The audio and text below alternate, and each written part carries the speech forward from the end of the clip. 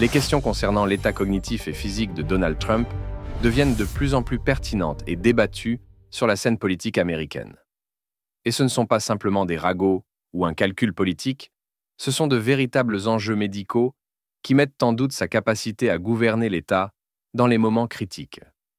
Depuis sa victoire électorale, les gens remarquent de plus en plus souvent l'apparence du président, sa façon de parler, sa manière de marcher, et ce qu'ils observent soulève des questions que la communauté médicale et les analystes se posent depuis longtemps. Voyons ce qui a été officiellement déclaré concernant l'état de santé de Trump à l'époque, ce que nous constatons réellement maintenant, et pourquoi la Maison-Blanche nous ment à tous. La Maison-Blanche a précédemment publié une déclaration officielle, indiquant que Donald Trump souffrait d'insuffisance veineuse chronique. Cette condition s'expliquait prétendument par le fait que Trump serrerait beaucoup de mains, rencontrerait souvent des gens et travaillerait intensément. Apparemment, c'est pour cette raison que ses mains ressemblent à s'y méprendre à celles de quelqu'un qu'on aurait plongé dans un aquarium rempli de piranhas, et pourquoi ses chevilles sont tellement gonflées. Cette explication semble étrange, car serrer des mains est quelque chose de banal pour les politiciens. Cela ne provoque pas de tels problèmes circulatoires. Les médecins confirment que l'insuffisance veineuse chronique se développe en raison de problèmes plus graves du système cardiovasculaire, et non simplement à cause de contacts fréquents avec autrui. La Maison-Blanche a également catégoriquement nié que Donald Trump ait subi plusieurs accidents vasculaires cérébraux ou qu'il souffre de démence. Leur position était claire, non, il est en parfaite santé. Pour confirmer cela, ils ont invoqué un examen physique effectué au début avril. Puis ils ont annoncé qu'un autre examen physique serait réalisé au début-milieu octobre. Mais c'est là que l'histoire devient intéressante.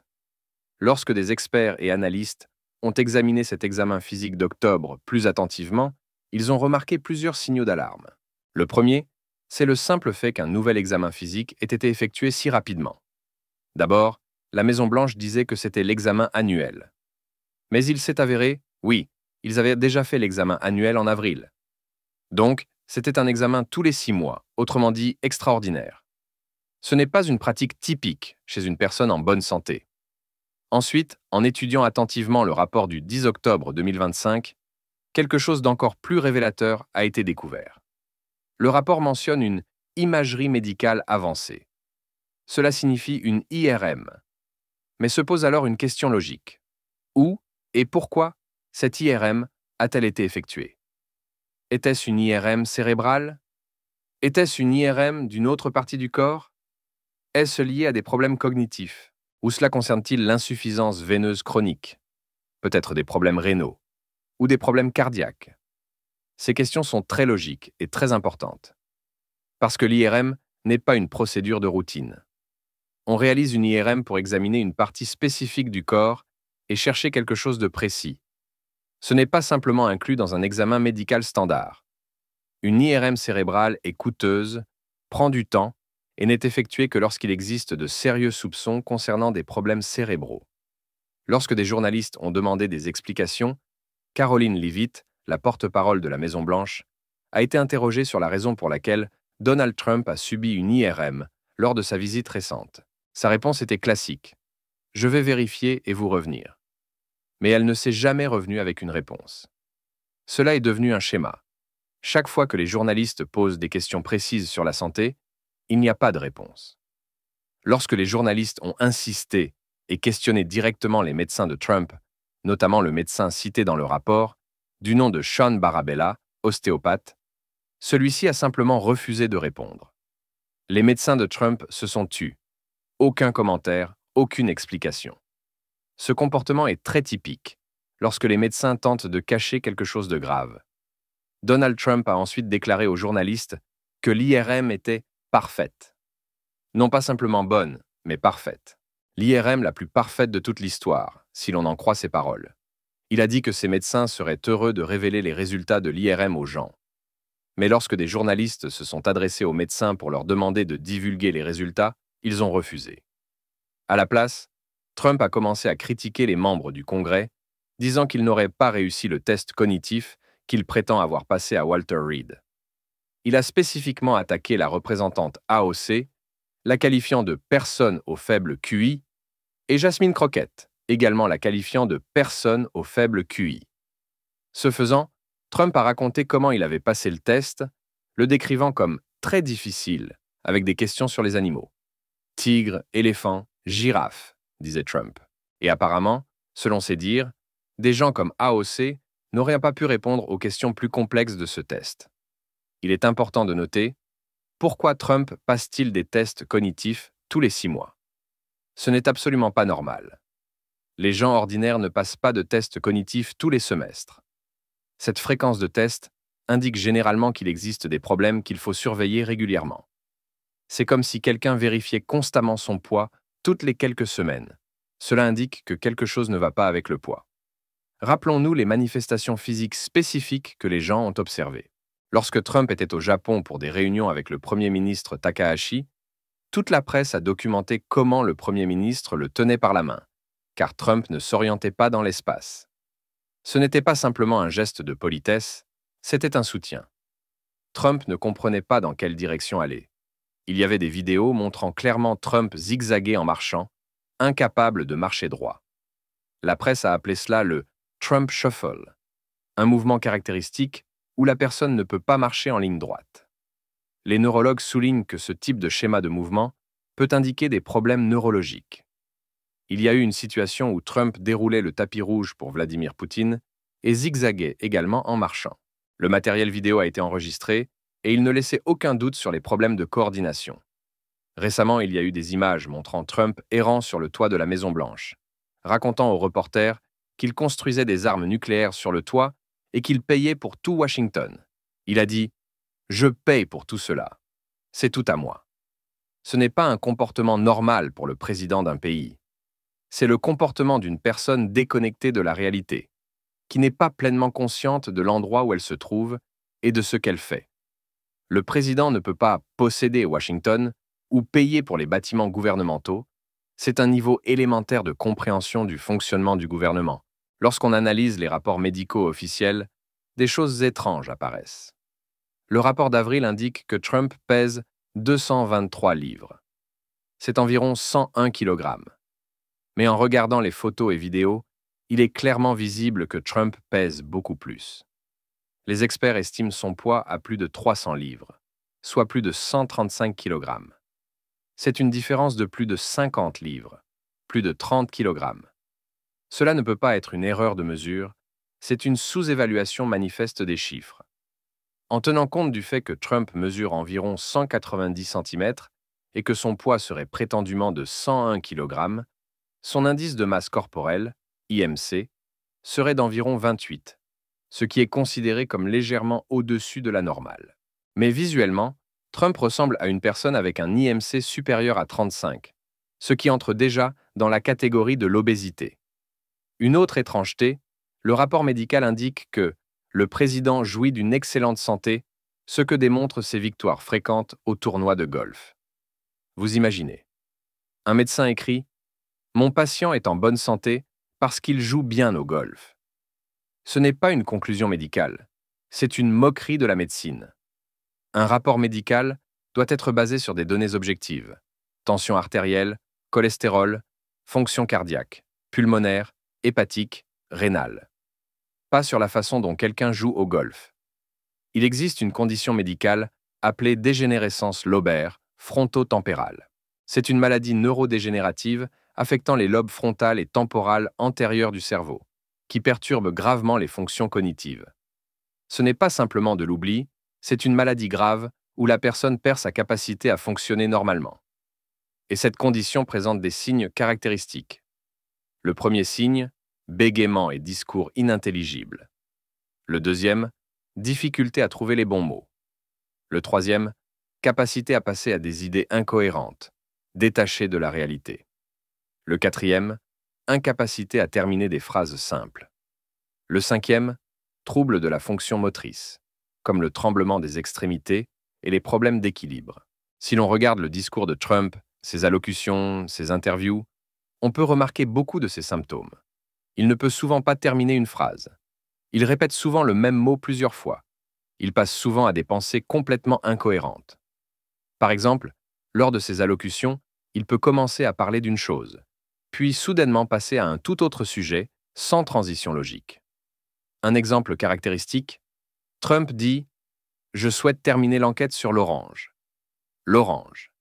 L'orange. » Au lieu du mot origins, origine, il répète orange. C'est un exemple classique de difficulté à trouver les bons mots, caractéristique de la dégénérescence lobaire fronto-tempérale. Il y a un moment particulièrement révélateur. Dans une interview avec 60 minutes, Trump a été interrogé sur sa raison de gracier le crypto-milliardaire SBF, propriétaire de l'échange Binance. SBF était impliqué dans une affaire criminelle de blanchiment d'argent de 4 milliards de dollars, liée au financement du Hamas et d'Al-Qaïda, ainsi qu'à la traite des êtres humains. C'est un crime grave. SBF a été condamné pour financement du terrorisme. Et voilà que le président l'a gracié. Des journalistes ont demandé « Pourquoi ?» Et qu'a répondu Trump?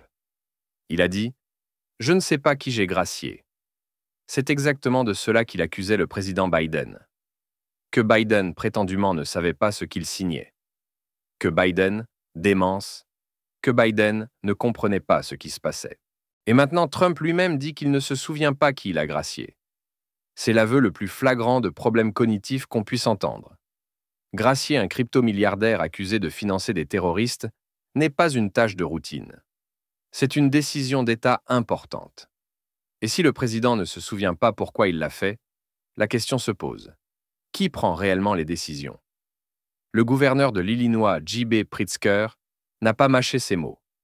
Il a clairement déclaré « Il semble que Donald Trump n'a pas seulement commencé la démence, mais il imite également les tactiques de Vladimir Poutine en envoyant les troupes dans les villes. C'est simplement absurde. Je suis préoccupé par sa santé. C'est si grave qu'il faut appliquer le 25e amendement et le destituer.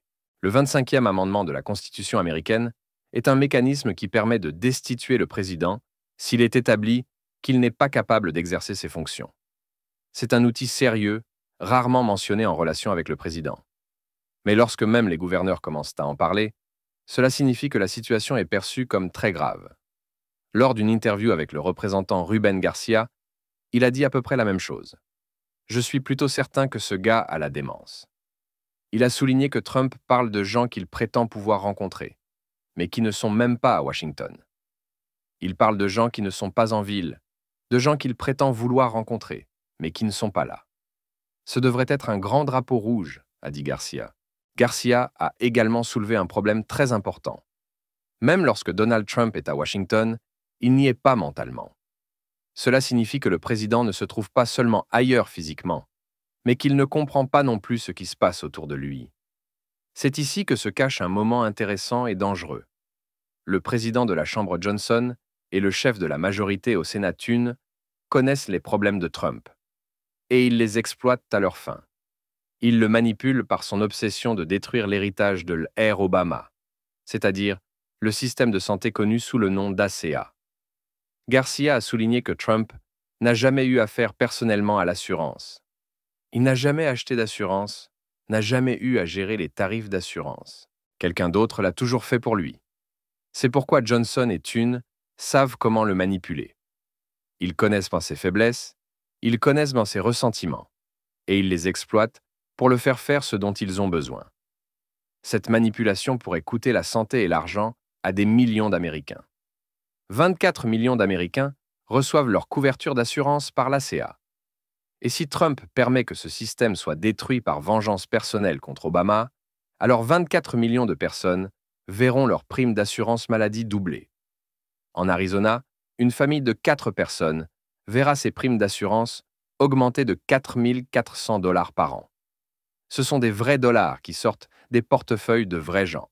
Pour contraster, regardons comment l'ancien président Biden s'est exprimé le même jour où Trump se vantait de ses tests cognitifs parfaits. Biden a donné un discours qui était clair, logique et cohérent. Il a parlé du fait qu'un point critique a été atteint dans l'histoire de la démocratie américaine, que la violence politique est inacceptable, que les institutions américaines doivent être protégées. Biden a dit « Nous sommes à l'un de ces moments maintenant. Au cours de ma vie en fonction élective, qui s'étend sur plus de 50 ans, c'est le pire que j'ai jamais vu. » C'était le discours d'une personne totalement consciente. qui comprend la gravité de la situation, qui peut exprimer des pensées complexes de manière claire et logique. Le contraste entre la manière dont parle Biden et celle dont parle Trump est très évident. Biden utilise des phrases complètes, des transitions logiques, une compréhension du contexte. Trump parle souvent par fragments, répète des mots, perd le fil de ses pensées. La Maison-Blanche a fourni une explication selon laquelle Trump souffre d'insuffisance veineuse chronique. C'est prétendument une condition courante chez les personnes de plus de 70 ans. Et cela expliquerait prétendument les bleus sur ses mains, qui seraient le résultat de serrages de mains fréquents et de la prise d'aspirine. Mais cette explication ne convainc personne qui comprend la médecine. Parce que l'IRM n'est pas une procédure qui est généralement effectuée pour diagnostiquer l'insuffisance veineuse. Un simple ultrason suffit généralement. L'IRM est une procédure sérieuse et coûteuse, effectuée lorsqu'il y a soupçon de problèmes cérébraux ou d'autres états graves. Donc, que nous disent de tous ces faits? Ils nous disent que le président des États-Unis pourrait se trouver dans un état où il n'est pas capable d'exercer pleinement ses fonctions dans les moments critiques. Ils nous disent que la Maison-Blanche cache des informations sur sa santé. Ils nous disent que les rapports médicaux contiennent des informations qui sont simplement impossibles d'un point de vue médical. Ils nous disent que les gens autour du président pourraient le manipuler, le forçant à prendre des décisions qui nuisent à des millions d'Américains. Ils nous disent que les chefs démocrates perçoivent la situation comme suffisamment grave pour parler de l'application du 25e amendement. Le gouverneur Pritzker avait raison quand il a dit qu'il faut appliquer le 25e amendement. Parce que si le président n'est pas capable d'exercer ses fonctions, s'il ne sait pas qui il a gracié, s'il oublie où il se trouve, s'il parle de négociations inexistantes avec des gens inexistants, cela signifie qu'il n'est pas capable de gouverner l'État. Et c'est un problème très très grave, non seulement pour l'Amérique, mais pour le monde entier, car les décisions du président américain influencent la politique mondiale et la sécurité. De sa capacité à prendre les bonnes décisions dépendent l'économie, la guerre et la paix, le destin de millions de personnes.